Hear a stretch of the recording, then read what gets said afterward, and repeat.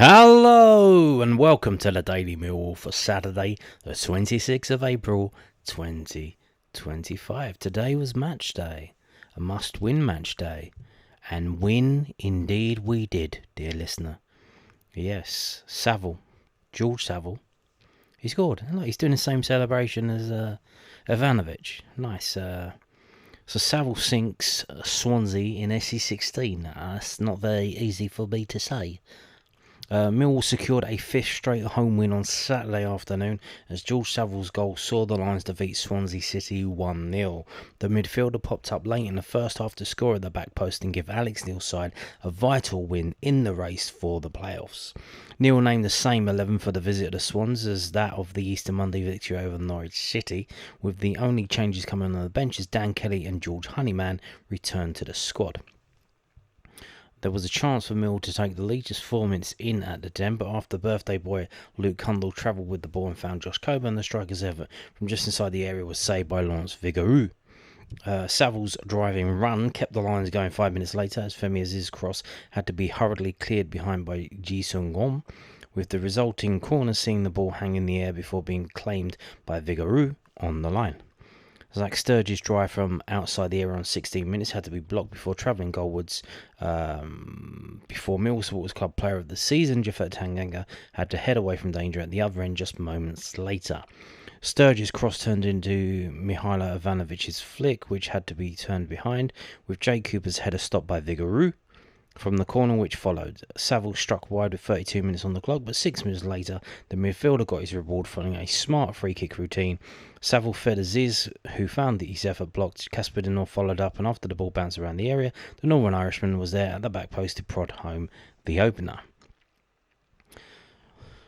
The Lions' tails were up, and they could have had a second just a couple of minutes later as Dinor crossed to the back post for Aziz, but the winger's header hit the base of the post. Aziz was red hot towards the end of the first half and his volley tested Vigouroux with 2 minutes on the half to play, with the Lions going in at the break 1 to the good.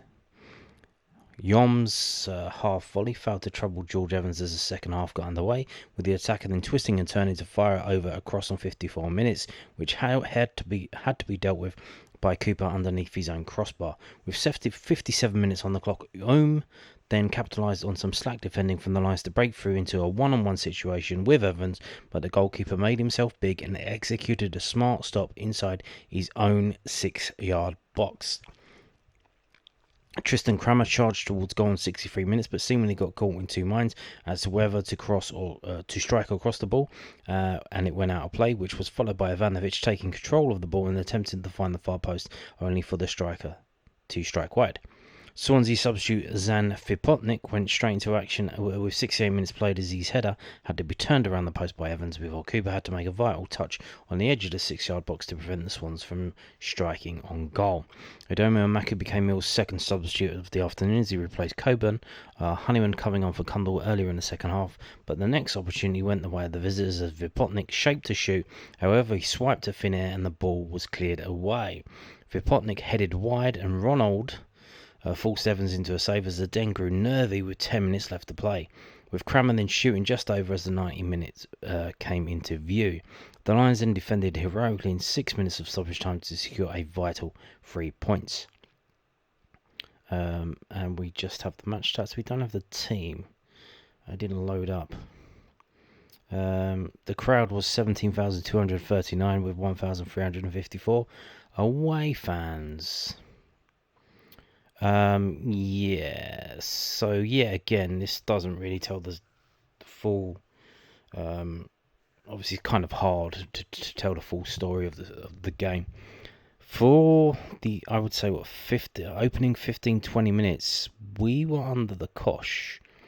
Swansea were doing high pressing, they were trying to close us down, trying to force us to make a mistake in our own half. It was very hard for us to do anything with the ball, to get it forward at all in a meaningful way. And we were struggling. It was very, very hard. And then, obviously, they were going at such a pace that they couldn't keep that up. So after about 20 minutes, they kind of dropped back, and then I think they were doing that to try and nick an early goal. Didn't we? We rode the storm. We rode it. We rode the storm. We came through it, and then obviously we go into the game, and then we score on a half-hour mark. Yeah, and then after that, we do have our moments, but the second half, it was a hard game to watch. I would say we were very lucky at the back with the chances that Swansea City had. That if they were better, they would have scored. And that for Potnik when he came on, I mean, he certainly should have scored. Maybe one, maybe two.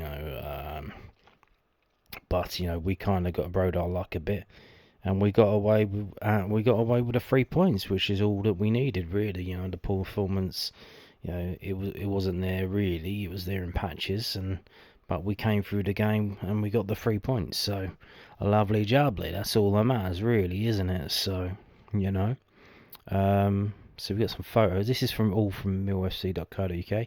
Someone rocking a Ryman shirt there. Did your dad pass that down to you? You look like you're not old enough for that. So there you go. This is the gallery, the pictures from the game. I'm not sure if they're going to have some from pre-match and post-match. Maybe they're going to do that in a separate piece tomorrow on Monday. Obviously after the game. I think a lot of people, obviously after the game, the fans run onto the pitch, as they normally do, and which I don't have a problem with. What I do have a problem with is when they run to the away fans. Like if you're running on to celebrate, run on to celebrate. But then they run on and they gesticulate to their away fans. Like, not that who are Swansea? Like, do we have beef with Swansea? I don't really. Well, I guess going back to when their mascot sorted our mascot, I guess kind of. But not really bothered, Just run on, celebrate, and then get off. But it took about half an hour, so some people just, they went home. They couldn't be bothered to wait.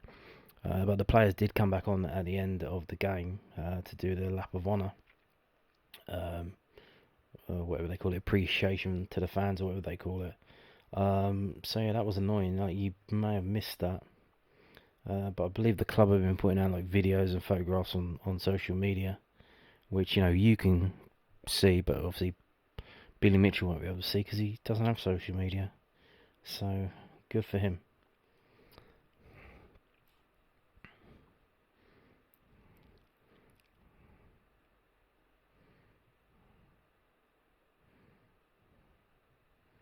And we're back round to the beginning, so there you go.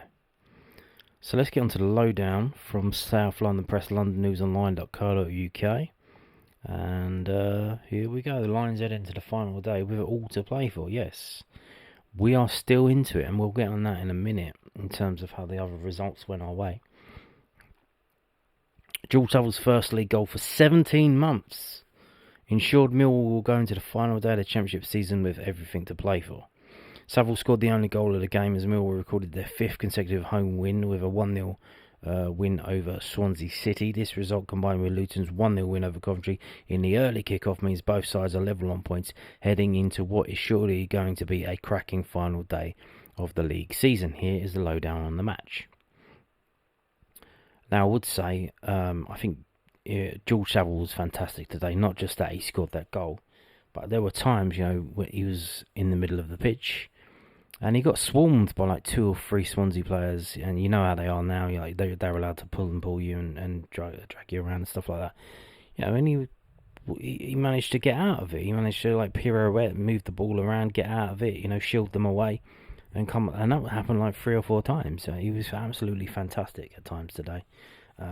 Very good. So we got the team here. The team was Evans, Crammer, Cooper, Tanganga, Sturge, Aziz, Denor, Saville, Kundal, Ivanovic, Coburn. And the subs were Wintle for Denor in the 86th minute, Honeyman on for Kundal in the 58th minute, Imaku on for Coburn in the 74th minute. And the unused subs were Przewozny, Leonard, Harding, Kelly, Connolly, and Langstaff. Snapshot of the game.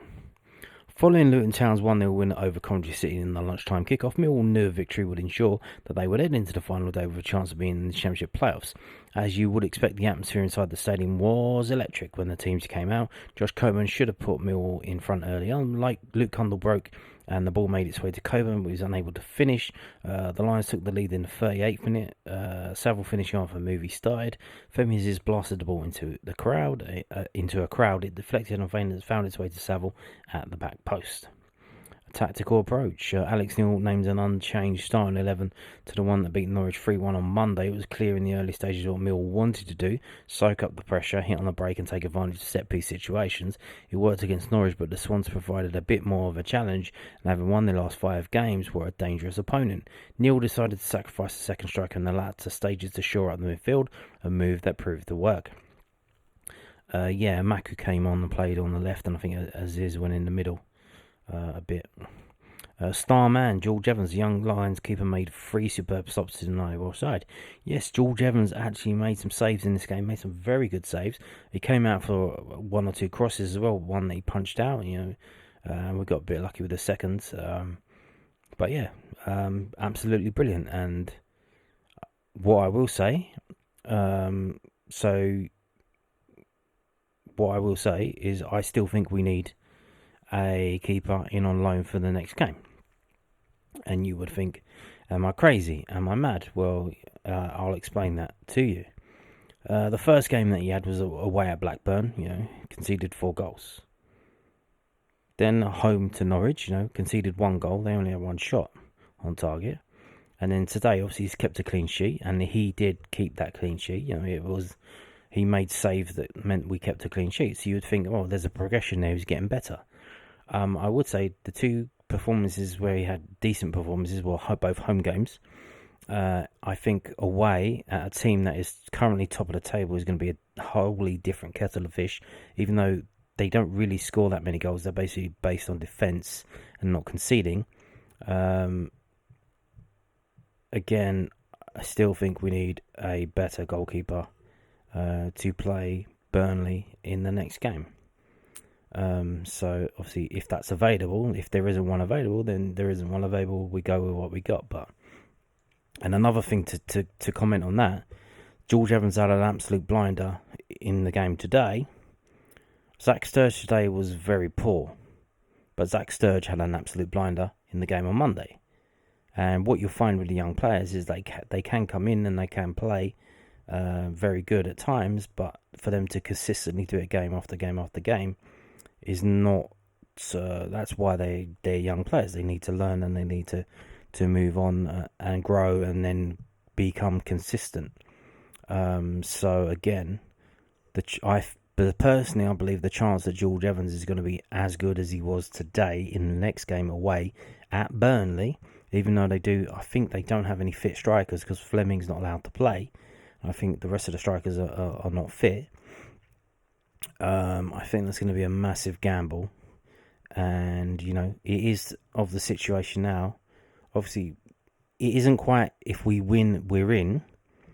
We win and we need Coventry to lose. We'll get into it when we get into it, but, it isn't if we win, we'll definitely get in, but we do need to win. And we need to look at the other results. So, whatever we need to do to make sure that we win, I think we need to do. And if that's getting a goalkeeper in on loan, then, we need to do that. Best moment, Evans saved it tonight. A rare mix-up in the middle defence allowed in 1v1 against Evans, but he stood up strong and made the vital block. The crowd celebrated it like a goal, and rightly so. A talking point down the pub. It's all on the final day now. I have ruled out Millwall's chances a few times after the Bristol City and Blackburn matches come to mind, but they have proved me wrong time and time again. Is it written for them? Coventry have now had back-to-back defeats. Middlesbrough are winless in 2, and they play each other on the last day. And that is a huge game at the CBS Arena. For Millwall, the message will again be simple: win the game. Do that, and they can put all the pressure on their rivals. Goal difference could yet be a crucial factor. If it comes down to that, then the Lions are in a big disadvantage. Burnley have lost just twice this season, once to Millwall. The last side to beat Burnley in the league, you guessed it, the Lions. It's all written in the stars. What the boss had to say. It wasn't my most enjoyable 90 minutes. We can play better than that, but that's the first thing. But in the first half, we had numerous chances to score, and we did. But equally, we could have scored more goals, and you could sense the tension in and around the stadium, and the fans were in fine voice and brilliant. And in certain ways, that really helped us. But in other ways, we lacked a little bit of composure, taking our touches and passes. Indeed. So let's look at the table now. We'll move on to that. This is from whoscored.com. Here are the results from this weekend's round of matches in the Championship. On Friday night, Sheffield United beat Stoke 2-0. And then today, QPR 0, Burnley 5, Luton 1, Coventry 0. Now, Coventry had a player sent off. That is helpful to us as well, to weaken them. I'm not sure who the player sent off was. If he is a vital player, I can just check it now while I'm waffling and speaking words to you. I am looking on my phone and I am pressing the button, and the player that gets sent off for Coventry was Liam Walsh. No, that's the one who got sent off for Luton. It's Jay Da Silva, the left back for Coventry, got sent off. So there you go. Preston 1, Plymouth 2, Oxford 2, Sunderland 0. Middlesbrough 0, Norwich 0. That was, again, another good result for us. Would have been better if they lost. We'll get into that in a minute. Sheffield Wednesday 1, Portsmouth 1, Hull 0, Derby 1, Cardiff 0, West Bromwich Albion 0, Blackburn Rovers 2, Watford 1, Millwall 1, Swansea City 0. Monday, there is a massive game on Monday night. Bristol City are away at Leeds. Now, normally I assume we all want Leeds to lose this, but we actually want them to win. I guess. Well, it depends. It depends. Because if Bristol City beat Leeds, that means Burnley are more likely to not need to win on the last day of the season to win the title. Obviously, these teams, all they want to do, all they really care about in the back room is getting promoted, because that gives you the £100 million, etc., etc. But obviously the players and the coach and the fans, they all want to win the league. It's not often you win a league. I think we've only done it like 5 times since we joined the Football League. That doesn't include the Southern Leagues that we've won.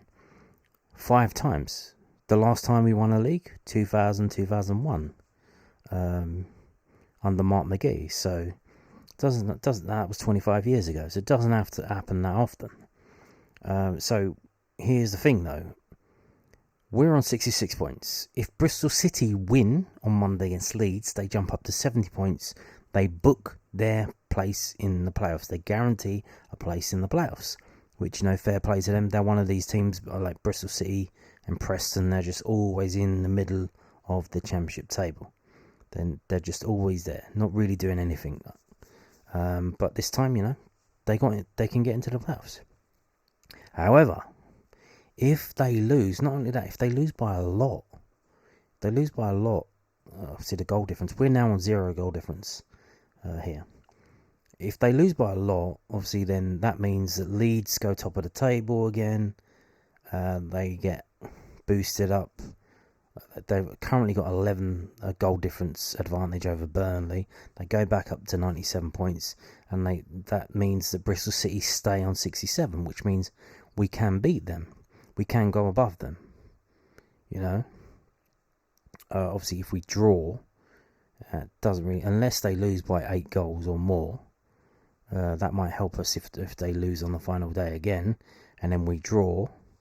Then that might help us, but I guess it is possible if we go up and see. So while we're here, let's have a look at the games for next week. Bristol City are at home to Preston.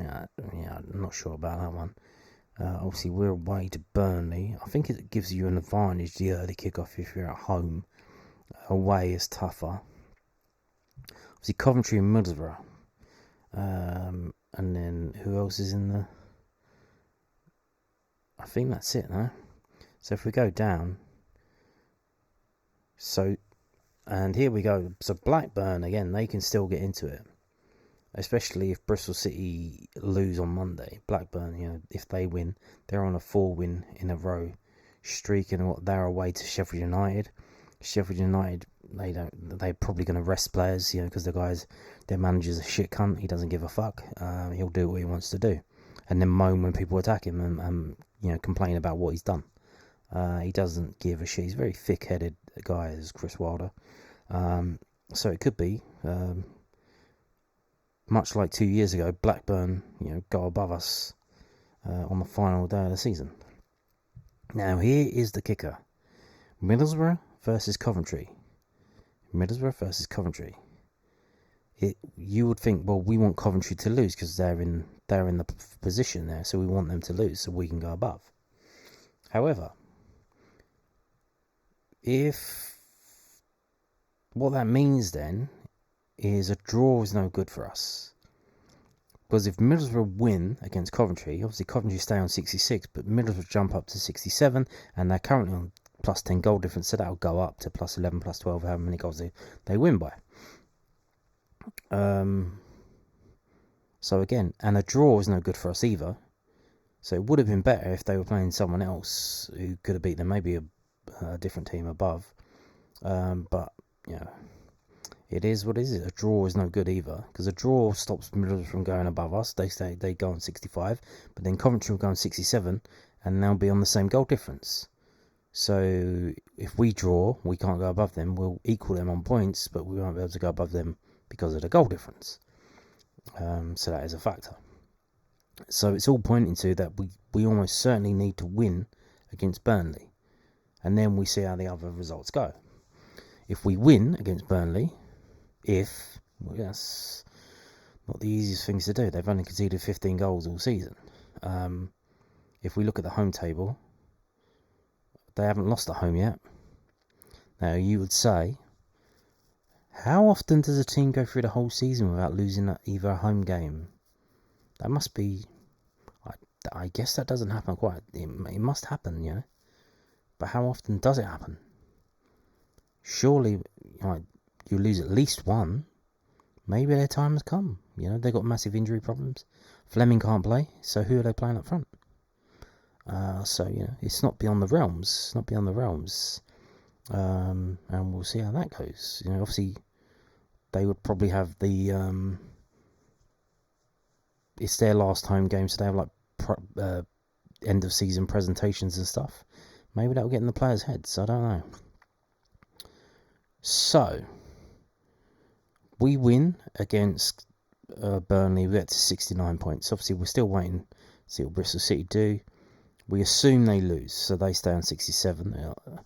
But then, if they win against Preston on the last day, they get up to 70 points anyway, and then we can't go above them.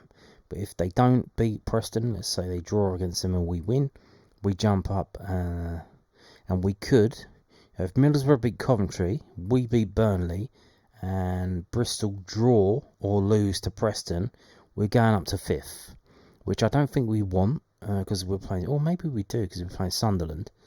Who would you rather have in the playoffs, Sheffield United or Sunderland? Personally, Sheffield United, because it's an easier ground to get to. I think they're easier to beat, because I think they genuinely believed that they were going to finish in the top 2, and now it's faded away at the end of the season. Although Sunderland on a run of 4 defeats in a row, and they haven't scored that many goals. They've only scored 58, and they've conceded 43. So it's not like they're absolutely brilliant. They've drawn a hell of a lot of games as well. So, but first things first, we need to win that final day again away at Burnley, who haven't lost a home game all season. So yeah, and if you look down at the table, so you think Bristol City are at home to Preston the last day of the season. Preston need to win that game. They could still get relegated. So that they're going to be going for a win in that game, although they haven't won in their last 5. I think they might be able to get away with a draw depending on the other results. But I mean, man, this could come up for us. And again, Middlesbrough, they faded away. They've been really shit of late. They've got a chance. They've got a Hail Mary chance. All they have to do is win this last game, which then again helps us, but we have to win as well. So Middlesbrough, we're hoping that they beat Coventry and we don't win, and Blackburn don't win, and Bristol City don't win, and then Middlesbrough can jump up above us. But if they do that, if they help us out by beating Coventry, we can get in the playoffs if we win. And you would imagine if we go up to Burnley, a team that's only conceded 15 goals all season, let's have a look. How many goals have they conceded at home? 7. So half of the goals that they've conceded have been at home. They've scored 32 at home, which is, again, just under half of their goals. So if we do win up at Burnley, you would imagine it's going to have to be a 1-0 sneak attack. Set piece, crash and bang. But, it can be done. It's not that it can't be done, it can be done. Madness. While we're here, let me just do this. If we do that, what am I doing? What are you doing? I want to do this. Do that. This is the table from since Alex Neil's come in. So since he's been here, he's won 11, drawn 4, lost 7. And we're 5th in the table. Not bad, eh? So there you go. Now, last day of the season, last game of the season, there are still around 30 tickets available of the initial allocation. Now, these are print-at-home tickets. Obviously, you can either print it out on a piece of paper. Remember that? Remember when tickets used to be on paper? Or you can screenshot it and have it on your phone. Obviously, hopefully, your phone doesn't run out of charge or it doesn't get nicked by someone, because then you will have nothing. The coaches are sold out, though. As it says, initial allocation. Now, here's the thing, though. What is the aim? The aim is to get into the playoffs. So, obviously, it's going to be good. Like, if we do get into the playoffs, it's going to be absolute scenes. It's going to be madness. But the aim is to get into the playoffs. So do you spend the money to go all the way up to Burnley? The coaches here leave at 4 o'clock, but you can get a coach from London Victoria National Express overnight, 11:30, leaving from Victoria, arriving in Manchester about 6:30, and then you can have some breakfast in a Mackie D's and then get on the train from Manchester Burnley. Or do you save your money, and then if we do the insanely miraculous win that gets us into the playoffs, you use the money for the playoffs, which I will remind you again, I've already mentioned it on this channel before. This is EFL.com, it's the key dates page. This is next season, by the way. This has been confirmed. Thursday the 26th of June, the fixtures will come out at 12 p.m. And then shortly after, obviously it's all on Sky News, it's a TV show now. They'll do the Carabao Cup draw as well. But here we go. The 8th and 9th of May and the 12th and 13th of May. So they will both be night games. This is midweek. I think it's Thursday, Friday and Monday, Tuesday. So there's not the semi-finals are not going to be on Saturday or Sunday. They're going to be on Thursday and Friday and Monday and Tuesday. So if you want to book time off work, you need to make travel arrangements as soon as the whistle goes. Although I guess you'd have to wait. No, I think it's guaranteed in terms of who finishes where in the league that this is the dates they're going to be. But keep an eye on that. Obviously, if you're travelling back to the country, it's good for you. You can fly in. And Thursday, Friday, you have a long weekend basically, and you can see both of the games. And then you fly out and then come back in a week's time or 2 weeks' time for the final, which will be on the Saturday, 24th of May. And I think that's going to be a 5 o'clock kickoff around about there, because obviously they're not allowed to show it live at 3 p.m. So why would it be at 3 p.m? And I doubt it'll be an early kickoff. So again, Wembley, Saturday, 24th of May. So there you go. Now, moving on to this from londonnewsonline.co.uk. Reaction from Alex Neil as Mill take Championship playoff prospects to final day at Burnley. Millwall head coach Alex Neil admitted that he did not experience his most enjoyable 90 minutes of football as his side edged past Swansea City 1-0 at the Den to keep their Championship playoff hopes alive.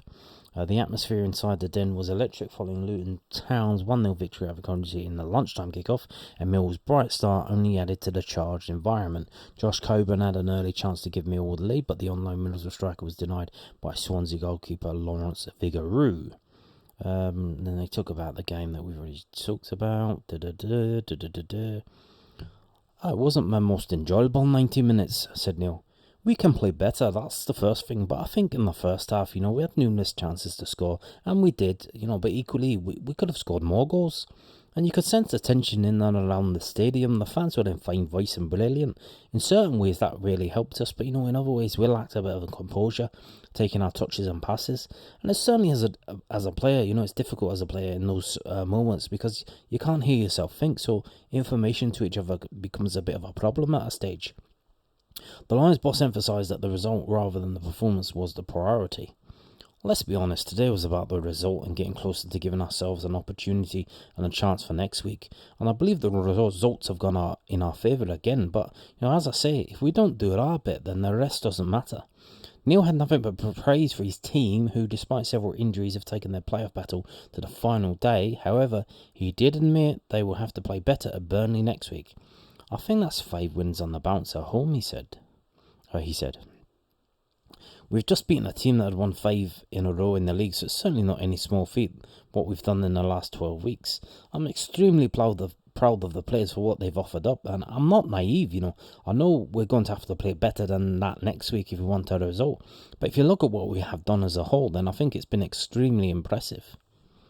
It certainly has, Mr. Alex Neil. It certainly has. Fantastic stuff. Fantastic. This is from the southernnews.co.uk. Alex Neil on what he told his side before the Swansea City win and what Millwall found challenging. Alex Neil said he will not fear anyone if Millwall make the playoffs with the Lions even on points with 6th place Coventry City after beating Swansea City 1-0 earlier today.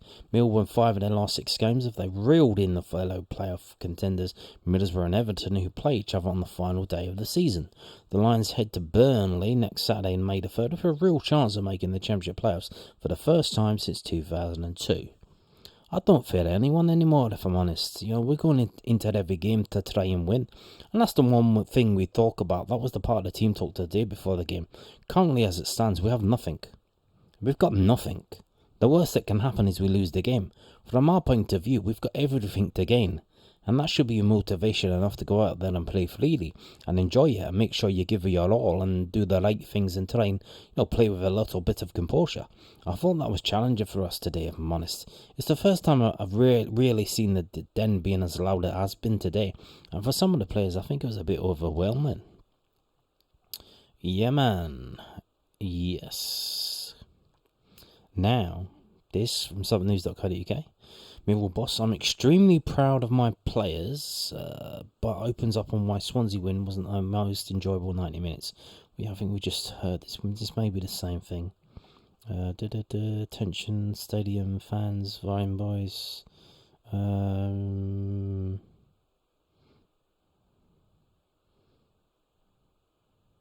Yeah, it's basically the same thing.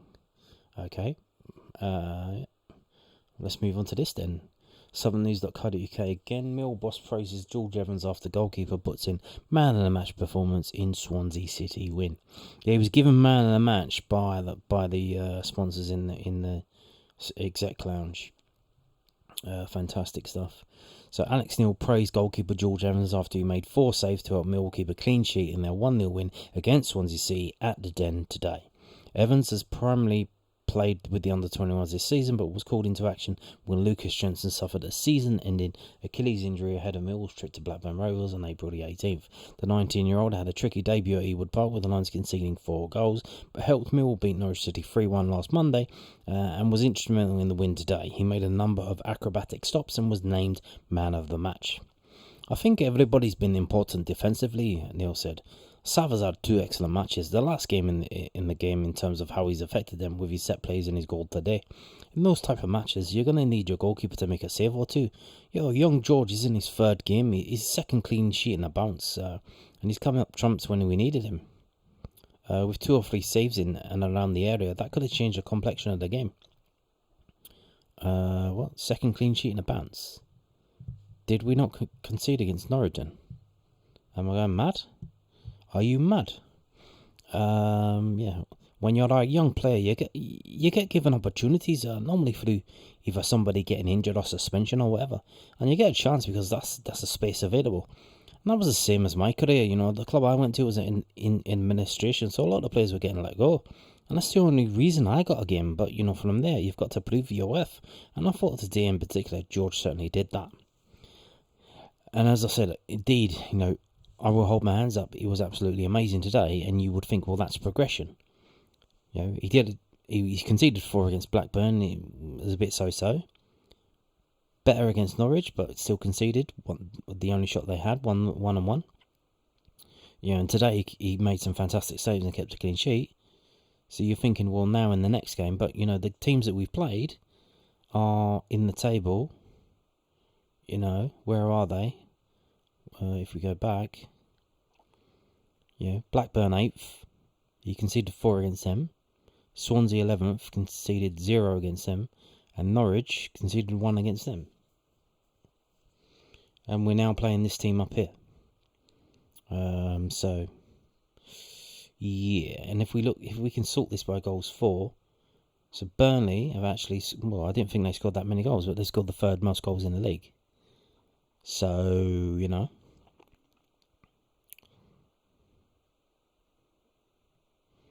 again, if I think, as I said, it's not as simple as that. If we win the game, we go into the playoffs. We still need other results to go away. But we need to put ourselves in the best position to win that game. And that's by getting us the best goalkeeper that we can playing in goal. And obviously, if we can't get a loan, obviously a lot of teams around the league, their seasons are done. Maybe there are players who want to leave. Can we get someone in on an emergency loan, even if we have to pay for it?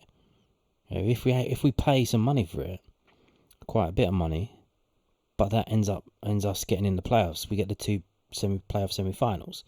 We get the ticket sales. We get all that TV revenue, and then God forbid, let's say we get to the final and win it. So that little bit of effort and money, time this week to get in a quality goalkeeper to be in goal as we play the league leaders next week helps us get promoted and get the 100 million and get into the Premier League. And like I said before, Fairbrother, whatever his name is, he was talking about, we want to be Premier League ready by 2030. Man, it's happening now. It's happening now. Obviously, you want to engineer it and you want to do it a certain way, but man, it's happening now. Premature. You get a bird pregnant. It's supposed to be 9 months. Oh, it's 8 months. The baby's coming now. You can't push it back in. It's coming now. So figure it out. Now, got a quote from the opposition manager. Nobody's going to fancy coming here. Swansea City boss and Mill's chances if they make the playoffs. Swansea City boss Alan Sheehan thinks teams will not fancy coming to the Den if Mill will make the playoffs. The Lions beat the Swans 1-0 at the Den earlier today, a result that has seen Alex Neil's side level on points with 6th place Swansea City, who are above them just on goal difference.